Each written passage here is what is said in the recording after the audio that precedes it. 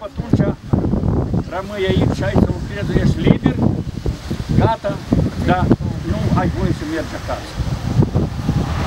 El fiind tânăr tare, s-a lucrat Covali, în colhoz, acolo era colhoz format, s-a lucrat acolo, când o mai primit și două dicoreții, când a venit în concediu acasă, era cu două dicoreții la tine.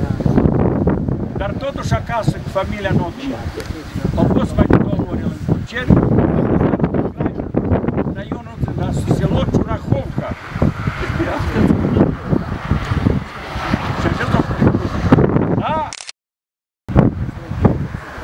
fost de îndreptat spre Comea SSR.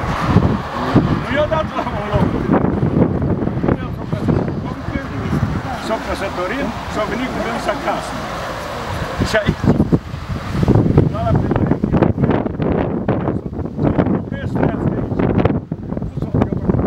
cineva, un delicat care o cunoștea, transportat-o, o condus-o pe dânsa până acasă. Asta am putut să spun.